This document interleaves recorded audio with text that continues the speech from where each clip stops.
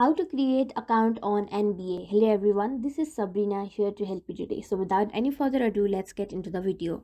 First, open your preferred browser and then search for NBA account sign up. After that, this website will appear. Simply open it. After you have opened that website, you will land in this interface where you will see a form. Simply accept their terms and condition and then fill up this form using your email, create a password. Putting up first name and last name is optional. And yeah, this is pretty much it.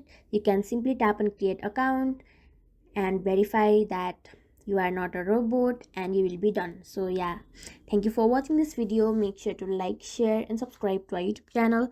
If you got any question, comment them down and I'll catch you in the next one.